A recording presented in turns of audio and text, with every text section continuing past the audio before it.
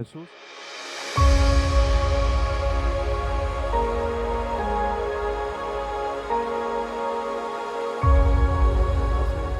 Hoy sobre cómo lidiar con el desánimo espiritual.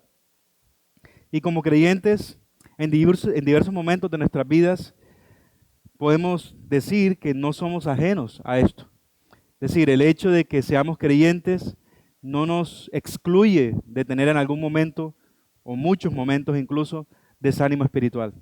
Entonces, no es una muestra de que no tenemos fe, o no es una muestra de que nuestra fe está fallando, sino que por el contrario, es una muestra de que tenemos una fe que se ha visto desafiada por las circunstancias o por la providencia del Señor.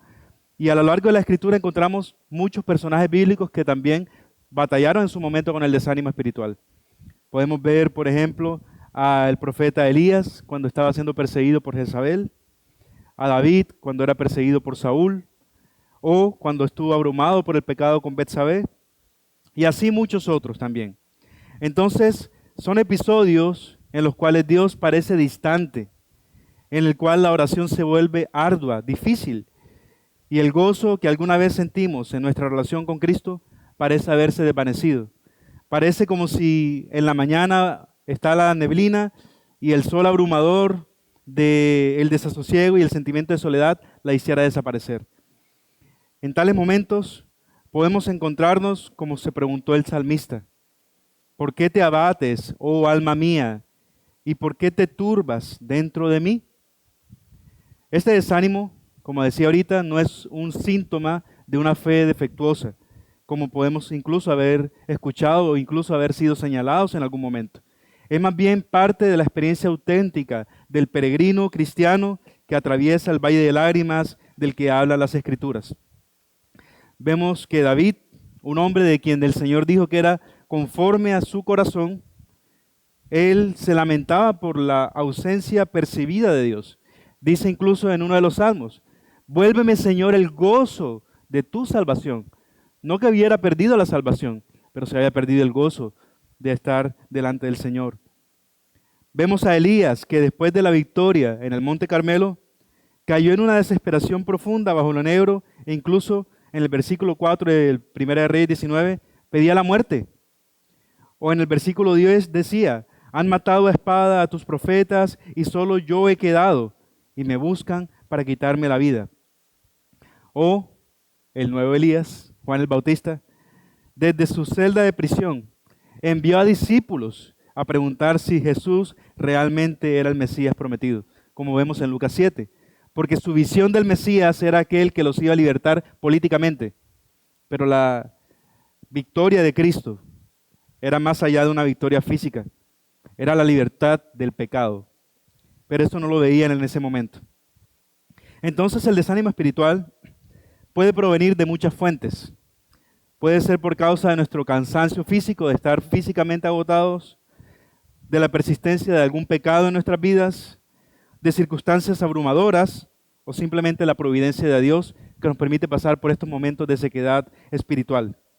Él mismo permite en nuestra vida periodos en estas condiciones.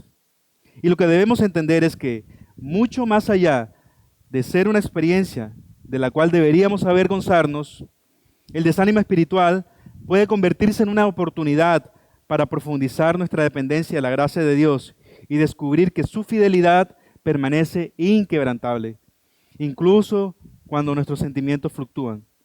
Porque gracias a Dios, su amor para con nosotros no depende de cómo nos sentimos. Su amor para con nosotros no depende de lo que nosotros podemos hacer.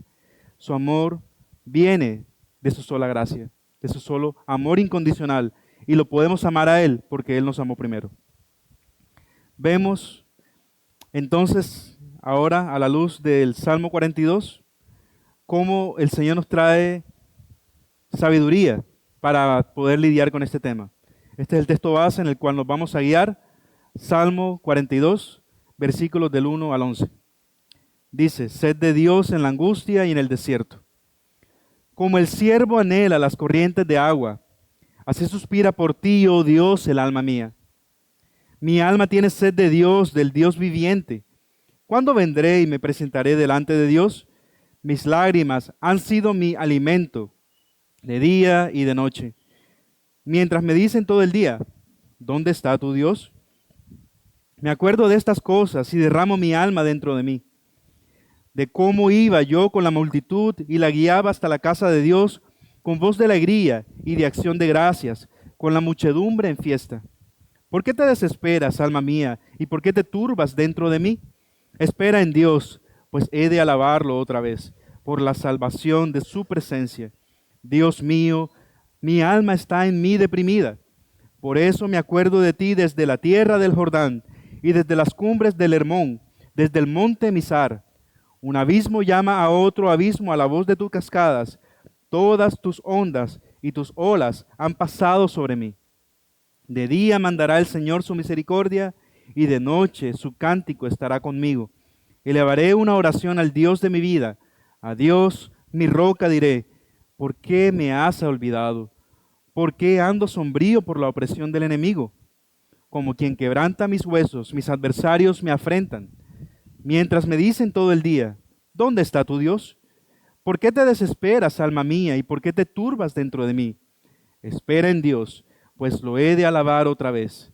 Él es la salvación de mi ser y mi Dios. Este salmo hace parte del segundo libro de los Salmos. Sabemos que el libro de los Salmos está dividido en 5 secciones. Este es el primero de la segunda sección, que va del Salmo 42 al Salmo 72. Y no es un salmo de David, a pesar de que la mayoría de los salmos, incluso en este segundo libro, más de la mitad son de él. Pero este no es de David. Es atribuido a uno de los descendientes de Coré. ¿Le suena ese nombre? Coré, aquel que se rebeló ante la autoridad delegada por Dios a Moisés y fue consumido por la tierra. Pero sus descendientes, como dice el capítulo 26 del libro de Números, prevalecieron, no perecieron.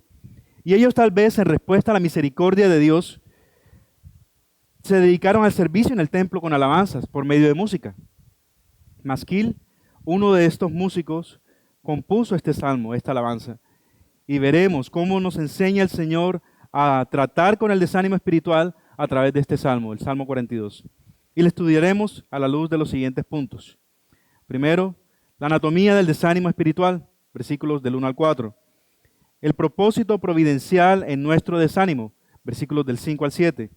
La disciplina del autodiálogo espiritual, versículos del 8 al 11. Y la provisión en Cristo contra el desánimo. Comencemos con el primero, la anatomía del desánimo espiritual, versículos del 1 al 4. Este salmo nos proporciona un retrato vívido del alma en desánimo espiritual. Comienza con una imagen impactante. Dice, como el ciervo brama por las corrientes de agua, así clama por ti, oh Dios, el alma mía. Y esta metáfora revela que en el corazón del desánimo a menudo existe un profundo anhelo por Dios. Y es crucial reconocer que el desánimo espiritual no es lo opuesto a la fe. No significa que por yo estar desanimado espiritualmente, realmente no he creído, sino que frecuentemente es una expresión de fe auténtica que sufre bajo el peso de la ausencia percibida de Dios. Y es una ausencia percibida porque no es que Dios no esté ahí, no es que Dios esté ausente, es que sentimos como si Dios no estuviera a nuestro favor, sentimos como que Él no nos escucha. Se hace una comparación entre la necesidad del alma respecto a la presencia de Dios y la que tiene el cuerpo con respecto al agua. Y así como para el cuerpo el agua es una necesidad vital, es una necesidad de vida o muerte, nadie puede sobrevivir sin beber agua, ¿cierto? Por un largo periodo de tiempo. Así para el alma del creyente la presencia de Dios es una necesidad inaplazable, mucho más apremiante que el alimento para el cuerpo. No sé si han escuchado esa ley de los 3. Dicen que podemos sobrevivir 3 semanas sin comer, 3 días sin beber agua, 3 minutos sin respirar. Y aquí entonces el Salmo nos compara con respecto a el agua. La presencia de Dios es como el agua para nosotros y es mucho más allá que el alimento. Tal vez el hambre la podamos soportar un tiempo, pero la sed es muy apremiante, esa necesidad. Y con esa misma necesidad anhela el alma del creyente estar delante de Dios. Lo interesante es que aunque en algún momento nosotros, y tal vez aquí en Santa Marta tenemos experiencia con eso de que nos falta el agua, ¿cierto? En algún momento podemos tener físicamente ausencia de agua, pero el Señor siempre está a nuestra disposición para socorrernos y para auxiliarnos. Tenemos al Dios vivo que nos ve. Es un Dios que no está muerto. Es un Dios que no es como los dioses falsos, que es inútil para auxiliarnos. Ese Dios que es autoexistente, que se define por su aceidad, porque Él existe por sí mismo. Ese es el Dios en el cual nosotros creemos. Es un Dios que nos da vida y no muerte.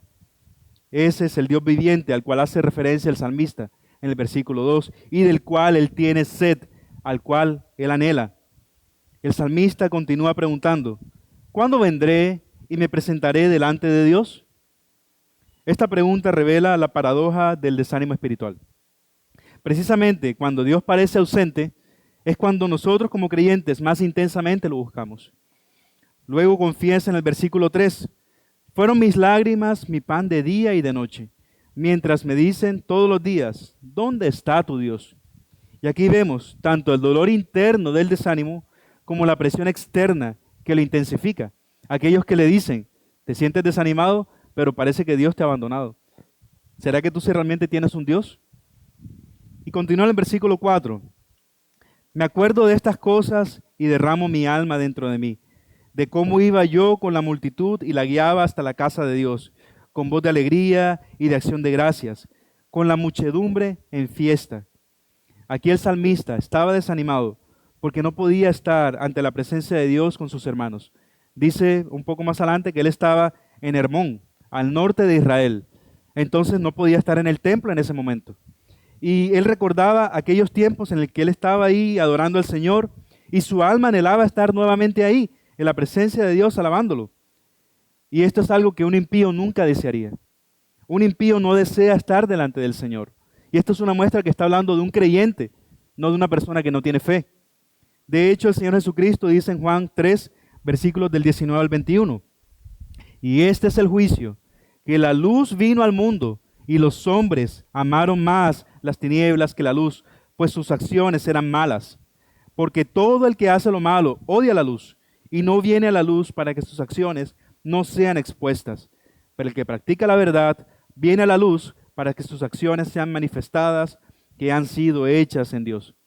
El impío no desea acercarse a Dios, sino estar lo más lejos de Él. Tanto que él incluso se imagina que no hay Dios. Desea pensar que no existe Dios. De hecho, dice la palabra, dice el necio en su corazón, no hay Dios. Pero en cambio el creyente anhela estar delante del Dios que le ama. Pero como todo en nuestras vidas, a quienes amamos al Señor, todas las cosas nos ayudan para bien y tienen un propósito, incluyendo el desánimo. Este es un desánimo que el Señor permite en nuestras vidas experimentar, pero con un propósito. Y lo que nos lleva al siguiente punto, el propósito providencial en nuestro desánimo.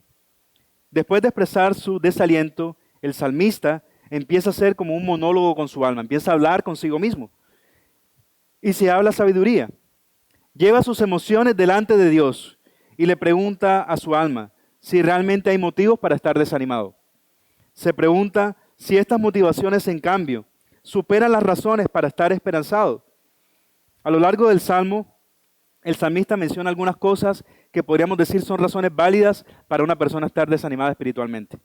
En el versículo 2 y 6 menciona que él está distante de Dios. En el versículo 3 y 10 menciona cómo los incrédulos lo desafían. En el versículo 5 habla de la añoranza del pasado y la ausencia presente del gozo espiritual. En el versículo 7 habla de las pruebas o de las aflicciones. Y en el versículo 9 habla de la aparente respuesta lenta por parte de Dios, porque normalmente cuando nosotros clamamos al Señor, quisiéramos que la respuesta fuera inmediata. Quisiéramos que hablamos y enseguida el Señor responde. Pero parte del proceso de lo que Dios está obrando en nuestro corazón tiene que ver con la paciencia, tiene que ver con esperar en Él, porque Él sabe cuál es el momento adecuado. ¿Quién es sabio, Dios o nosotros? ¿Quién sabe qué es lo bueno para nosotros, Él o nosotros? Entonces, aunque el salmista presenta toda esta serie de razones que podemos decir son válidas para tener desánimo en algún momento, él mismo también, en el versículo 5, dice, espera en el Señor. Podemos estar desanimados, pero finalmente nosotros necesitamos aprender a esperar en el Señor. Y Él espera en el Señor porque Él sabe que la respuesta y la solución a su desánimo no está en Él mismo. Están en el Señor que obra en nosotros conforme a su buena voluntad. De forma natural, el desánimo tiende a llevarnos a alejarnos de Dios. Pero el salmista, en cambio, por obra del Espíritu Santo, busca al Señor y quiere acercarse a Él. El creyente no vive según la carne, sino según el Espíritu Santo que le vivifica. A la luz de las Escrituras, los periodos de desánimo no son accidentes, no son cosas que suceden por casualidad, sino que son providenciales, son planeadas por el Señor. Si yo sé que yo creo en un Dios que es soberano, yo no puedo pensar que todo lo que pasa en mi vida es una casualidad. Todo lo que pasa en mi vida es un decreto de parte del Señor y que tiene un propósito para hacernos madurar. Y entre los propósitos está el purificar nuestra fe. Esto lo hace al remover nuestra dependencia de experiencias emocionales y fundamentándonos en la verdad objetiva de su palabra.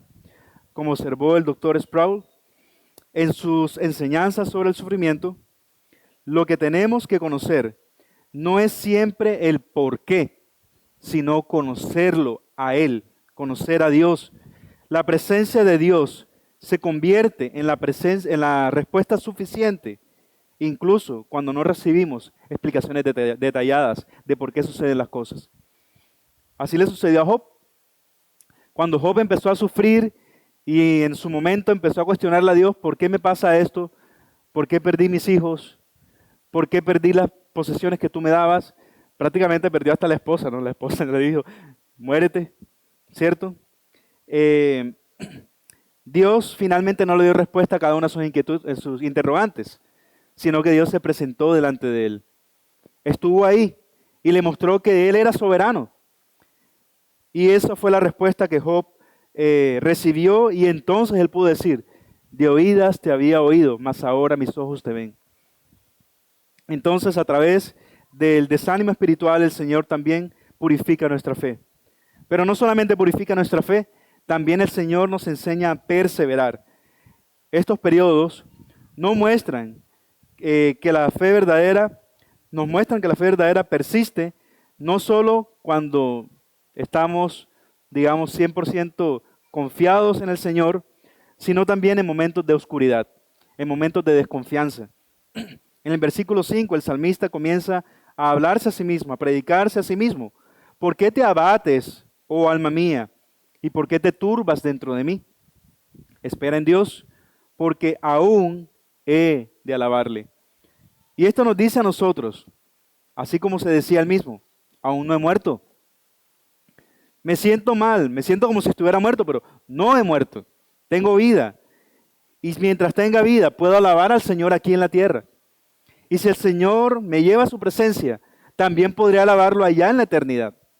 Entonces, recordar que finalmente el propósito de nuestras vidas es eso. Y es lo que dice el catecismo de Westminster, de Heidelberg, y todos estos basados en la fe protestante. ¿Cuál es el propósito principal del hombre? Poder glorificar a Dios y gozarse en Él eternamente. Entonces, a través del desánimo, el Señor purifica nuestra fe, nos enseña a perseverar, pero también profundiza nuestra dependencia de Él. El desánimo espiritual nos conduce a una comprensión más profunda de nuestra dependencia radical de la gracia del Señor. En los momentos de sequedad espiritual, descubrimos que incluso nuestro deseo por Dios es realmente un don que viene de Él. Anhelamos al Señor porque Él lo coloca en nuestro corazón y sabe que es una necesidad que nosotros tenemos.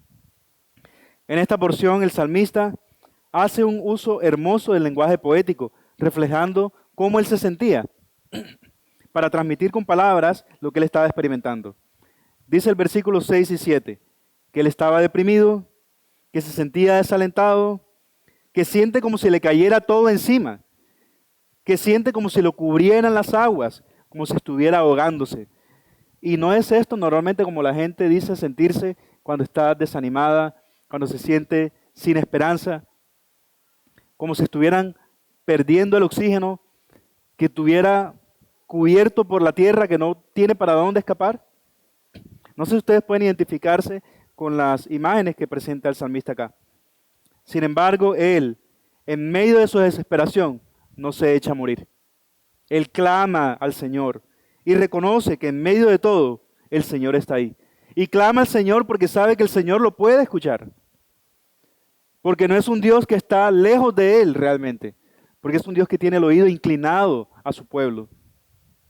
Tal vez el salmista no podía estar en el templo en ese momento, delante del Señor, pero reconoce que el Señor está ahí en medio de su momento de angustia, y por eso se dirige a él. Dice el versículo 6, Dios mío, sabe que no le está hablando al vacío, y le habla a su alma, conversa con su propia conciencia, lo que nos dirige entonces al siguiente punto, la disciplina del autodiálogo espiritual. En la porción final del Salmo 42, vemos que el salmista ha desarrollado una disciplina crucial para enfrentar el desánimo, y esta es el autodiálogo espiritual. A través de esta conversación consigo mismo, él, primero, recuerda la fidelidad pasada de Dios. Dice en el versículo 8, de día mandará el Señor su misericordia, y de noche su cántico estará conmigo. Elevaré una oración al Dios de mi vida. En todo momento, Dios está ahí. También formula preguntas honestas. Dice el versículo 9, a Dios, mi roca, diré, ¿por qué me has olvidado? ¿Por qué ando sombrío por la opresión del enemigo? Y una fe madura no es una fe que rehúye las preguntas difíciles. No es una fe que se muestra delante de Dios, todo está bien, no hay problemas, yo no sufro, soy feliz, ¿cierto? Mi vida está perfecto, no hay nada que deba trabajar.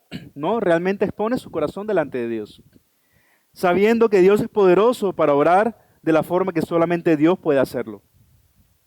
Nosotros podríamos llorar y expresar nuestras emociones delante de nuestro cónyuge, de nuestros amigos, de nuestros hermanos, del pastor. Y eso no va a hacer que cambien las circunstancias inmediatamente. Eso no va a hacer que cambie nuestro corazón. Porque nuestro cónyuge, nuestros amigos, nuestros hermanos, el pastor o cualquier persona que podamos imaginar, no son Dios. El único que puede cambiar nuestras circunstancias, si está en su soberanía, es el Señor. El único que puede cambiar nuestro corazón, si está en la voluntad, es el Señor. Y por eso es a Él a quien debemos clamar. Es delante de Él que debemos exponer nuestro corazón. Si está en la voluntad del Señor, Él sí puede. Y de ahí entonces es que es válido acercarnos a Dios con nuestras dudas. Y en ocasiones su respuesta no será darnos la solución que nosotros esperábamos. Así como con Job, tal vez su respuesta sea su misma presencia. Saber que Él está ahí con nosotros. Traernos a memoria su fidelidad, su cuidado y cómo todo obra para nuestro bien. Él traerá esa paz que dice la palabra que sobrepasa todo entendimiento, porque cambia nuestra manera de percibir las cosas. El salmista no solo recuerda la fidelidad pasada de Dios y le formula preguntas honestas, sino que también reafirma la verdad por encima de los sentimientos. Nosotros tendemos a dejarnos guiar por nuestras emociones. Cuando nos sentimos alegres, entonces todo está bien. Cuando nos sentimos tristes, todo está mal. Y aunque nos sentamos alegres y hayan problemas, queremos a veces ignorarlos. Cuando nos sentimos tristes, a pesar de que Dios haya tenido misericordia para con nosotros, tendemos a olvidarlos. Porque dejamos que nuestras emociones gobiernen nuestro corazón, gobiernen nuestra vida. Y es así que deberíamos vivir. ¿No dice el Señor que engañoso es el corazón del hombre? No debería ser por nuestras emociones que nosotros vivimos. El salmista dice en el versículo 11, ¿por qué te desesperas, alma mía? ¿Y por qué te turbas dentro de mí? Espera en Dios, pues le he de alabar otra vez. Él es la salvación de mi ser y mi Dios. En ese momento el salmista aún no había recibido respuestas a todas sus preguntas, pero había reorientado su esperanza. No estaba ensimismado en la angustia que le estaba agobiando en ese momento, sino que recordaba que tenía un Dios que lo amaba y que lo cuidaba y en el cual le podía esperar. Y esta disciplina del autodiálogo espiritual nos enseña que nuestra salvación no depende de nuestras experiencias fluctuantes, sino de la fidelidad y el amor inmutable de Dios. Y esta es la esencia de nuestra fe. Confiar no en nuestros sentimientos o en nuestros méritos, porque no depende de lo que yo pueda hacer, sino en la gracia de Dios que permanece, incluso cuando nuestro corazón nos hace sentir como si hubiera desvanecido. Algo interesante es que el salmista, entre el versículo 5 y el versículo 7, cambia de perspectiva respecto a Dios. Si vemos en el versículo 5, él ve a Dios como un Dios que está lejos de él, ve a un Dios distante. Dice, por la salvación de su presencia, ese Dios que está ahí. Pero en el versículo 11, ya vemos que él se ve delante de Dios como un Dios más cercano, como un Dios personal. Dice, Él es la salvación de mi ser y mi Dios. Y esto lo vivió el salmista cuando aún no había visto la fase del Dios invisible. Esto lo experimentó el salmista a pesar de que no vio la gloria de Dios humanada. Él no supo que el tiempo del cumplimiento de la promesa de la venida del Salvador se había dado. Y esto entonces nos lleva al último punto. La provisión en Cristo contra el desánimo.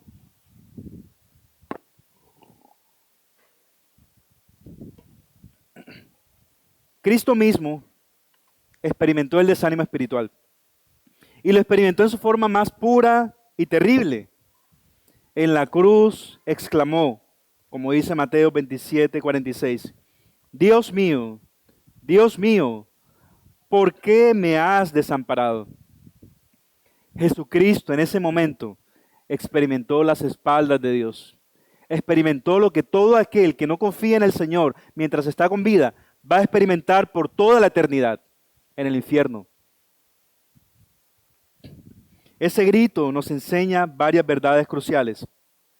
Jesucristo no solo experimentó el abandono real que nosotros solo percibimos, sino que lo hizo para que nosotros no tuviéramos que experimentar nunca el verdadero abandono de Dios. Y no porque nosotros seamos mejores, no porque Dios haya visto algo bueno en nosotros, no es porque nosotros merezcamos que Dios tenga compasión de nosotros. Si nunca vamos a estar en el infierno, no va a ser porque nosotros no lo merezcamos, porque es lo que merecemos. Pero si vamos al cielo ante la presencia del Señor, es porque Jesucristo tomó sobre sí el castigo que nosotros merecíamos. Y no debemos olvidarnos de eso. En nuestros momentos de oscuridad, podemos encontrar consuelo sabiendo que Cristo ha santificado incluso el desánimo espiritual, transformándolo en un camino de comunión con Él. El hecho de que el Señor nos permita experimentar esa soledad, ese desánimo, no es una excusa para simplemente abandonar el camino del Señor, porque si lo hacemos, podemos decir con certeza que nunca fuimos salvos. Porque nosotros no vamos a perseverar por nuestra propia fuerza. No perseveramos en la santidad porque nosotros seamos mejores. Es porque estamos en las manos de un Dios vivo, que aún trabaja y que cuida de nosotros. Y por eso el desánimo no es una excusa para nosotros apartarnos del Señor, sino un camino para acercarnos más a Él, para recordar que no dependemos de nosotros, sino que dependemos de Él. Y también el sufrimiento de Cristo nos recuerda que el desánimo está en las manos redentoras de Dios. No es un obstáculo para la fe, sino un camino hacia una fe más profunda y madura, para ayudarnos a crecer en la fe. También, mis hermanos, podemos ver conexiones muy interesantes en el Salmo con nuestro Señor Jesús. El salmista decía en el versículo 9, a Dios mi roca diré, Cristo es la roca. Dice 1 Corintios 10:4, y todos bebieron la misma bebida espiritual porque bebían de una roca espiritual que los seguía. La roca era Cristo. En el versículo 1 decía, como el siervo anhela las corrientes de agua, así suspira por ti, oh Dios, el alma mía. Cristo es el Dios a quien anhelamos. Dice Colosenses 1:15, Él es la imagen del Dios invisible, el primogénito de toda creación. A lo largo del Salmo vemos cómo el salmista está sufriendo legítimamente. Siente que su alma está agonizando. Pero Cristo sufrió más que cualquier otro. Cristo sufrió más que el salmista. Cristo sufrió más que tú y que yo. Hebreos 4, del versículo 14 al 16 dice: por tanto, teniendo un gran sumo sacerdote que traspasó los cielos, Jesús el Hijo de Dios, retengamos nuestra profesión, porque no tenemos un sumo sacerdote que no pueda compadecerse de nuestras debilidades, sino uno que fue tentado en todo, según nuestra semejanza, pero sin pecado. Acerquémonos pues confiadamente al trono de la gracia para alcanzar misericordia y hallar gracia para el oportuno socorro. Tenemos un Dios que es un varón experimentado en dolores. Él, por eso, puede compadecerse de nosotros. Él no se compadece de nosotros desde la teoría. Él es Dios y es omnisciente. Pero Él decidió hacerse hombre y en forma de hombre sufrió lo que nosotros merecíamos sufrir. Y a través de ese dolor, Él se identifica con nosotros y se compadece de nosotros, porque Él es Emmanuel, Dios con nosotros. Para terminar, mis hermanos, vamos a ver algunas aplicaciones de estas verdades. Entre las aplicaciones, debemos reconocer que el desánimo hace parte del viaje como creyentes. No es un desvío, no es un accidente, no es algo que salió mal y entonces vamos a tomar ese camino. No, hace parte del camino que el Señor ha dispuesto en nuestras vidas para hacernos madurar. Cuando experimentamos desánimo espiritual, nuestra primera respuesta suele ser asumir que está sucediendo algo mal con nuestra fe, que hay algo mal en nuestro corazón y que nuestra fe está fallando. Sin embargo, la Escritura nos muestra que estos periodos de sequedad son parte del camino normal de la fe, no son excepciones. Al igual que Israel tuvo que atravesar el desierto para llegar a la tierra prometida, e incluso tuvo que pasar mucho más tiempo del que era inicialmente normal por causa de su desobediencia, así pasa con nosotros también. Atravesamos desiertos espirituales en nuestro camino hacia la madurez de Cristo, en Cristo, ya sea porque el Señor lo permite o porque el Señor quiere santificarnos. El desánimo no es un signo de infidelidad o de abandono divino. Más bien, puede ser un instrumento usado por nuestro Señor para profundizar nuestra dependencia de Él. Nosotros, cuando aconsejemos a hermanos que están siendo desanimados, debemos ser muy cuidadosos y evitar dar soluciones simplistas. Porque desde este lado puede ser muy fácil decir simplemente necesitas orar un poquito más. O simplemente ánimo arriba, eso no pasa nada. Pero es que, como dice la gente por ahí, nadie sabe la gotera de la casa ajena sino el que le cae encima. ¿Cierto? E incluso eso sucede cuando vemos a personas en duelo. Aun si yo he pasado por la misma situación, yo no puedo juzgar desde mi perspectiva lo que la otra persona está viviendo. Porque cada uno de nosotros somos distintos. No todas las personas experimentan el dolor y el sufrimiento de la misma manera. El hecho de que yo vea a alguien sonriendo tal vez en medio de un funeral no significa que no estás doliéndole en su corazón. O tal vez incluso alguien que esté derramándose en lágrimas no significa que realmente, como Judas, ¿no? Si Judas lloró tanto amargamente de que fue y se ahorcó, pero realmente hubo arrepentimiento en su corazón. Entonces no podemos juzgar por lo que el hombre ve, porque Dios no juzga según lo que se ve, sino según su corazón. Y por eso nosotros debemos ser muy cuidadosos en ser ligeros al darle consejo a nuestros hermanos que tal vez vemos en desánimo. En cambio, deberíamos caminar con ellos a través de ese valle de sombras. Deberíamos reconocer que su dolor es real, que no es algo para minimizarlo, pero que en medio del dolor podemos contar con la certeza de la fidelidad de Dios. Parte de la realidad de que Dios está ahí es que Él nos permite contar con la compañía de nuestros hermanos en la fe. La presencia de Dios no es únicamente algo sobrenatural que yo experimento en mi corazón. Dios está al lado cuando tengo un hermano que está orando conmigo. Dios está al lado cuando tengo a alguien que ora por mí. Dios está al lado cuando tengo a alguien que me abraza. Eso es parte del amor de Dios también. También conviene cultivar disciplinas espirituales que nos sostengan en tiempos de sequedad. Durante periodos de desánimo, no debemos dejarnos llevar por nuestras emociones, por nuestros sentimientos. Ellos no son guías confiables, engañoso es el corazón del hombre. En cambio, es ahí cuando más necesitamos anclar nuestras almas en prácticas que nos mantengan conectados con la verdad de Dios. Prácticas como la lectura fiel de las Escrituras. Incluso cuando parezca que estamos leyendo palabras sin vida, la palabra de Dios sigue siendo viva y eficaz. La lectura disciplinada de la Biblia, especialmente de los Salmos, nos proporcionan un lenguaje para expresar adecuadamente nuestro desánimo y reorientar nuestros corazones hacia la verdad. Muchas veces nosotros decimos que no oramos o nos da miedo orar en público porque pensamos que no sabemos orar. Eso sería una motivación para dedicarme más a leer los salmos. Los salmos son oraciones. Oraciones a través de las cuales Dios alimenta nuestra mente para poder presentarnos delante de Él en oración también. ¿O es que no podemos encontrar en los salmos donde el salmista estaba contento para presentar acciones de gracias al Señor? No encontramos en los salmos momentos donde estaba en una profunda angustia. También nosotros con esas palabras presentarnos delante de Dios. La palabra de Dios nos instruye para poder orar a Dios conforme a su voluntad. Y esto también reorienta nuestros corazones hacia la verdad. Lo que hace que la palabra de Dios sea fiel y verdadera no es que yo sienta que esa palabra es verdadera y es fiel.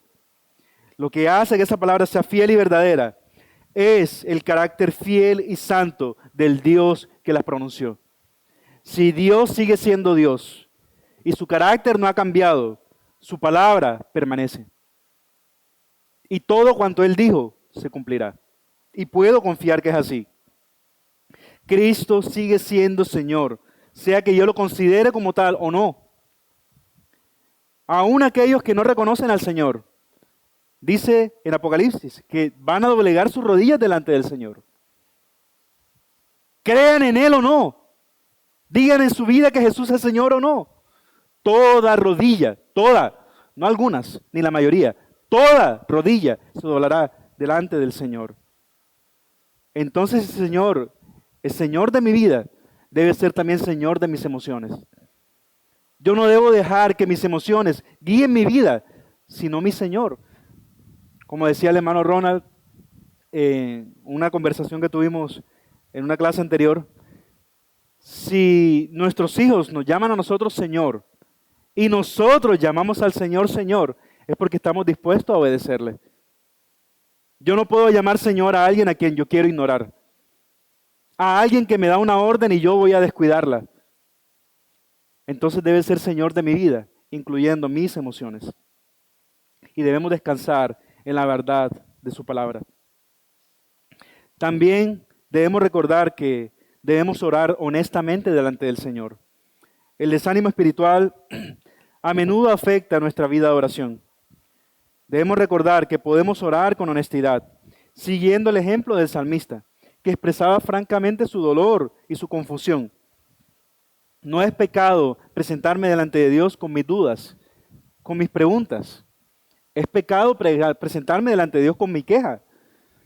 Porque cuando yo me estoy quejando delante de Dios, no me estoy preguntando qué pasa, Señor, cómo quieres obrar en mi vida. Ya yo estoy asumiendo que Dios está obrando para mal en mi corazón. Que lo que Dios está permitiendo en mi vida no es bueno. Eso es la queja.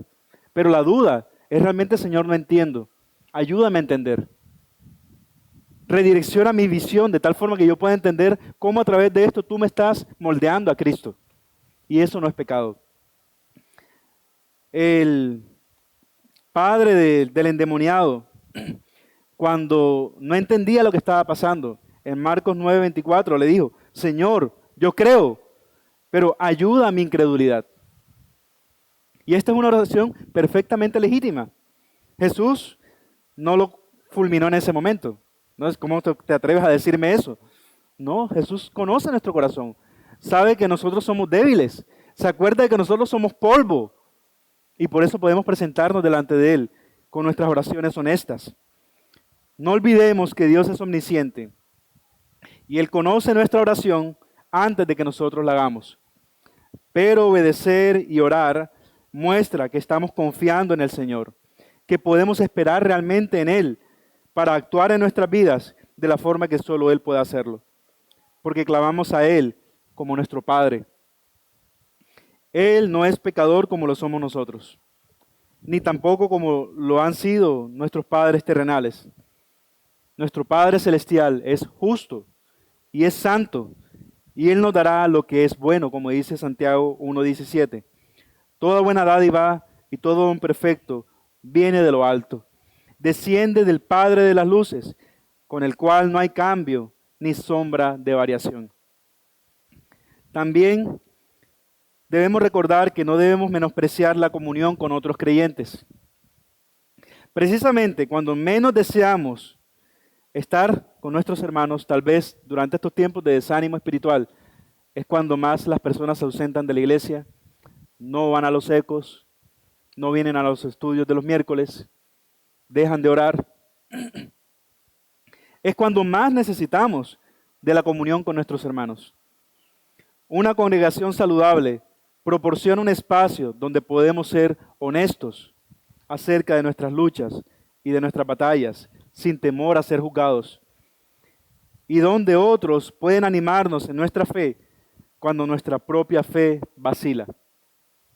Y esto conlleva también entonces, mis hermanos, a una responsabilidad para nosotros como iglesia, como el cuerpo de Cristo.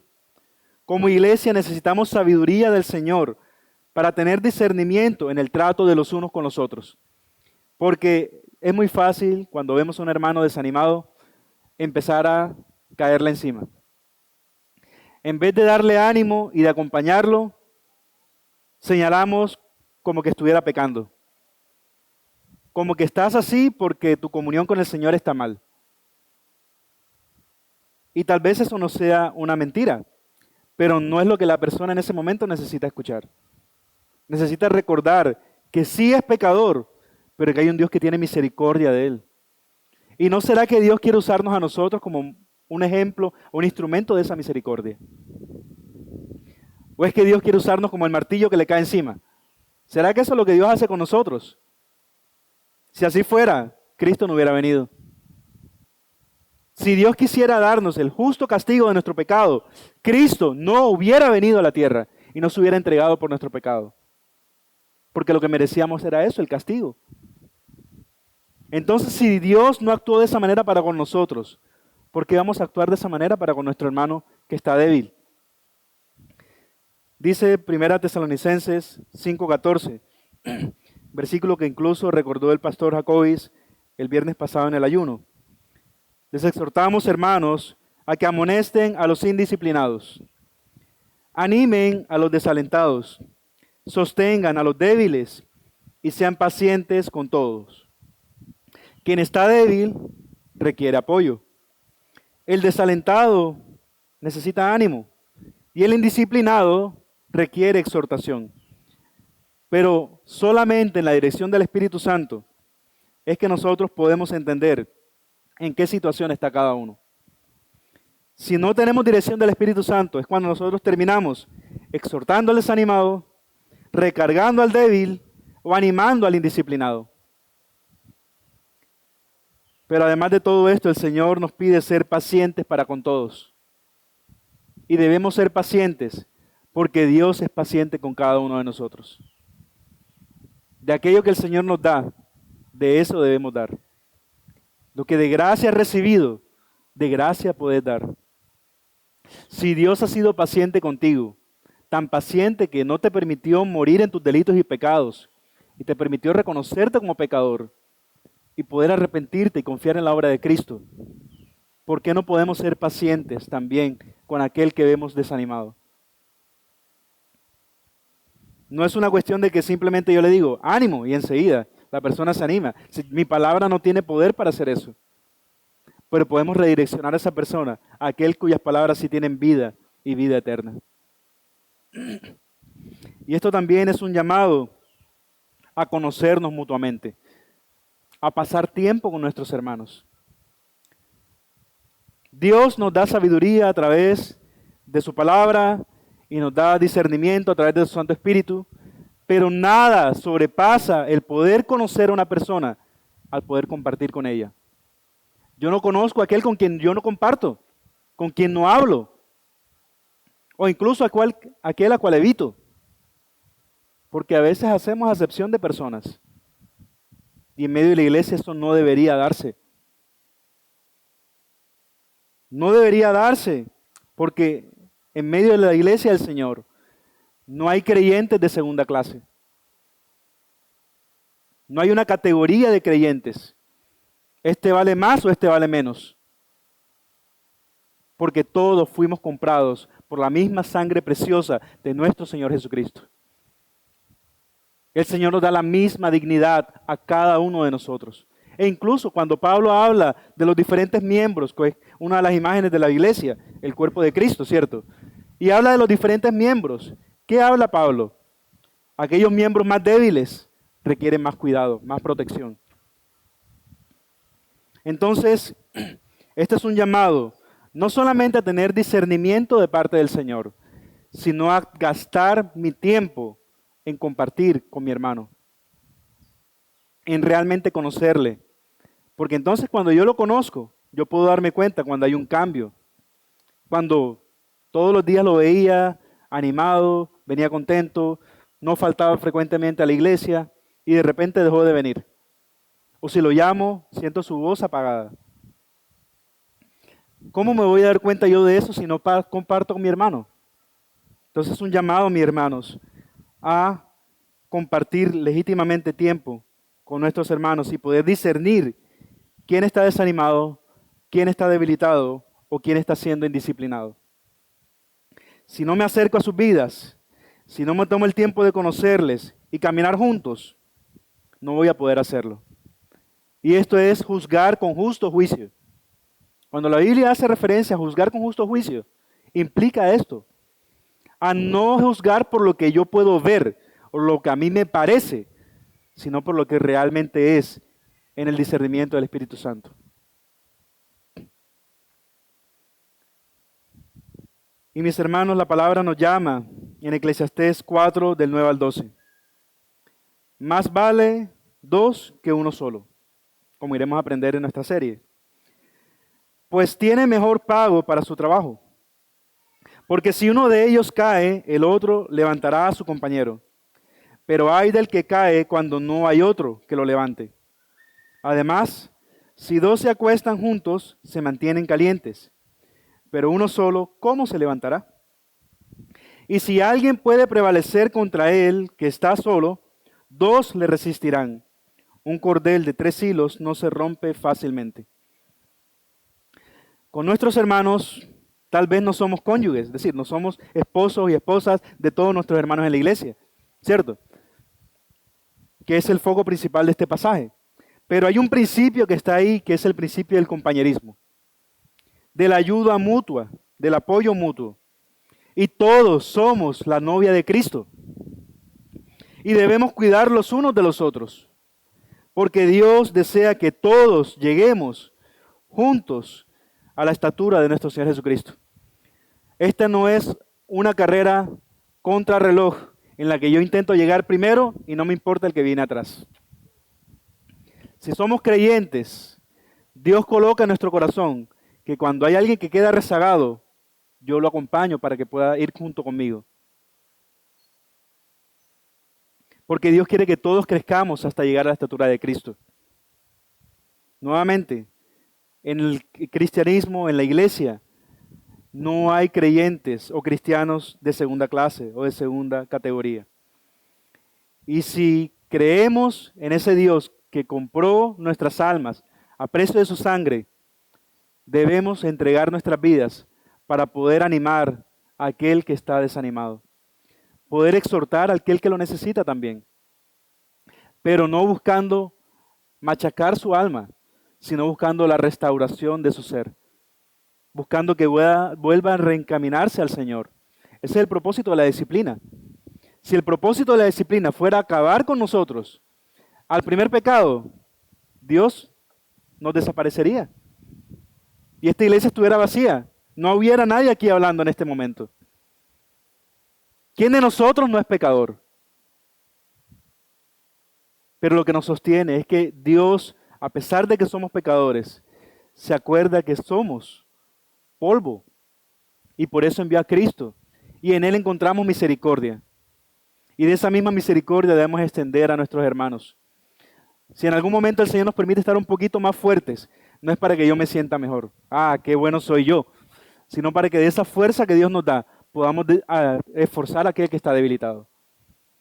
Sucede como sucede con los ricos en medio de la iglesia. Dios no da abundancia de bienes en medio de su iglesia para que la persona simplemente se jacte de su dinero. Como aprendimos en 1 Timoteo. No era para que las mujeres fueran ostentosas con peinados adornadas con oro incluso.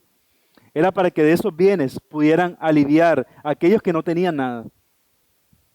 Y si somos enriquecidos, no solamente de forma material, sino de forma espiritual, ¿no será que Dios quiere que con lo que Él nos enriquece espiritualmente podamos enriquecer también a nuestros hermanos? Porque es que a veces pensamos que toda la obra de Dios es Dios y el creyente. Pero hay una obra horizontal también entre nosotros. Y es donde más podemos ver el amor de Dios. En ese trato del uno con el otro, en ese cuidado del uno con el otro. Debemos recordar que Dios nos salvó no para nosotros solamente, sino para que su obra sea extendida. Y eso es a través de lo que Él hace en nosotros, poder darle también a los demás.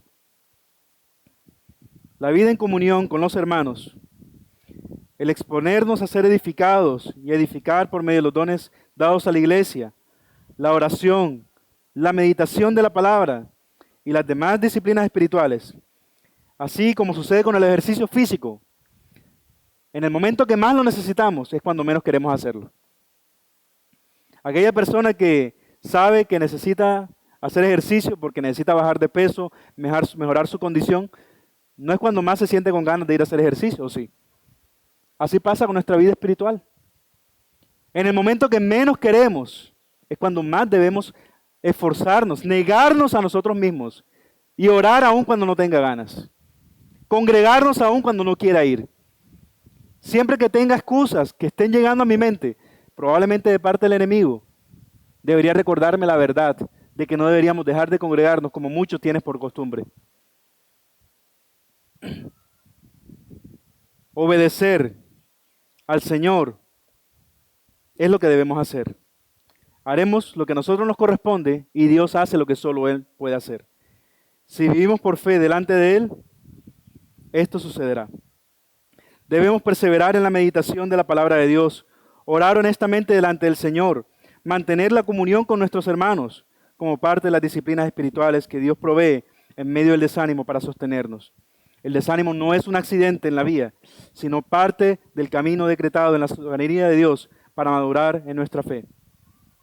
Usualmente quien está desanimado tiene una visión gris del mundo. Aún el día más soleado y fresco se ve feo. El desánimo nos da una visión pesimista del mundo y de nuestra relación con Dios. No permite que veamos el cuidado de Dios y su amor para con nosotros. Tal vez como el profeta Elías, que estaba ahí en la cueva y se sentía que él era el único que quedaba. Pero Dios le recuerda, hay otros 7,000 como tú que no han doblegado sus rodillas delante de Baal. O como David, cuando estaba siendo perseguido por Saúl, Dios incluso se lo puso en bandeja de plata. Y pudo acabar con la vida de Saúl, pero entendió en su corazón que Dios no quería que hiciera eso en ese momento. Y a través de esa misericordia que él tuvo, Dios quitó la afrenta de David. Y Saúl dejó de perseguirlo, porque se dio cuenta que David perdió su vida. Así que confiar en el Señor renueva nuestra esperanza y cambia nuestra perspectiva de las cosas. El desánimo tiende a hacernos ver las cosas de la peor manera. Nos ciega ante la misericordia del Señor. Por eso debemos recordarnos constantemente las bendiciones de Dios y en qué Dios es en el que creemos. Ya sea a través de su palabra, porque Él permita que cambien las circunstancias o que nos dé una perspectiva distinta a la situación. Al llegar a Dios, Él obra según su voluntad en nuestras vidas, siempre a nuestro favor. Y esto es lo que vemos en el Salmo 42. En el Salmo 42 no vemos simplemente un patrón de lamentación, de queja. ¿Por qué a mí siempre yo, Señor, pobrecito de mí? Sino de autoexhortación. El salmista se predica a sí mismo, recordándose la verdad del Evangelio. Alma mía, aunque no sientas la presencia de Dios, la obra de Cristo sigue siendo suficiente. Su justicia sigue siendo tuya. Su amor no depende de tus emociones cambiantes. Su fidelidad permanece inquebrantable, incluso cuando la tuya vacila. Espera en Él, porque aún has de alabarle, has de alabarle. Este autorrecordatorio del Evangelio nos capacita para perseverar, no basados en nuestras experiencias fluctuantes, sino en la obra terminada de Cristo y en las promesas inmutables de Dios. Y esta es la verdadera esperanza cristiana.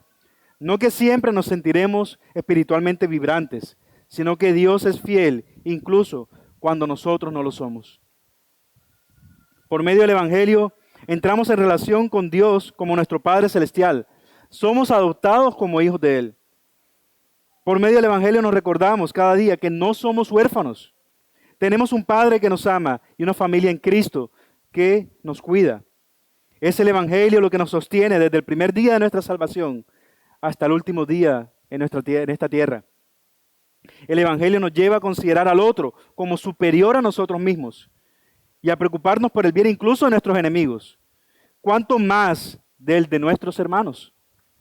El Evangelio nos recuerda que si nos podemos presentar ante Dios, no es por nuestras cualidades o nuestros méritos, sino por los méritos de Cristo. Nos recuerda que cuando nos reconocemos como débiles, es Dios quien nos fortalece. Y esta tal vez es una de las razones por las cuales a veces no oramos tanto. Porque nos sentimos fuertes, no recordamos que somos débiles, que nuestros esfuerzos son insuficientes para presentarnos delante de Dios. Pero el Evangelio nos trae memoria nuevamente que nuestro Dios es todopoderoso y que se ha vencido a la muerte, nos ha reconciliado por medio de Jesús. Él también tiene cuidado de nosotros. Uno de los episodios en la Biblia donde podemos ver hermanos que estuvieron legítimamente desanimados fue después de la crucifixión de nuestro Señor Jesucristo. Relata la Biblia que iban unos discípulos en camino de Emaús y estos discípulos que pensaban que Jesús era el Mesías político que iba a liberarlos del yugo del Imperio Romano, estaban tristes. Aquel Mesías en el cual habían puesto su confianza había muerto y estaban desanimados. Pero Jesús había resucitado y se les presentó y ellos no lo reconocieron, pero Él empezó a decirles que toda la Escritura hablaba de Él. Que la muerte de Él no era un accidente, hacía parte del plan a través del cual Dios les iba a dar verdadera libertad. ¿Y ellos qué pasó? Su corazón de desánimo cambió en uno que ardía porque recordaron las verdades del Evangelio y de la palabra. Esto trajo ánimo a sus corazones.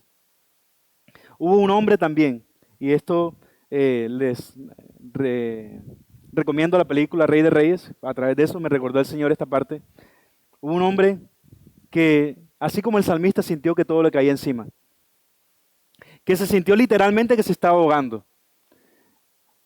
Caminó sobre las aguas porque confió en Jesús, pero en un momento quitó los ojos del Señor y se hundió, y literalmente se iba ahogando.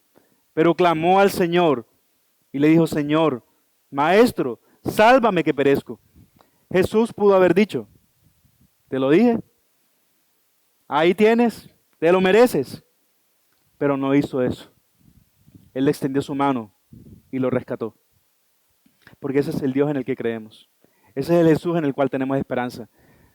Él es aquel que no daña, como dice Isaías, no aplastará la caña más débil, ni apagará una vela que titila. Al final hará que la justicia salga victoriosa y su nombre será la esperanza de todo el mundo. Jesús es nuestra esperanza. Él es nuestro Dios vivo en el cual podemos confiar y es la cura final para nuestro desánimo. Porque podemos confiar que todo lo que Él permite en nuestra vida obra para bien. Oremos. Gracias te damos, Señor, por este tiempo que nos has regalado. Gracias.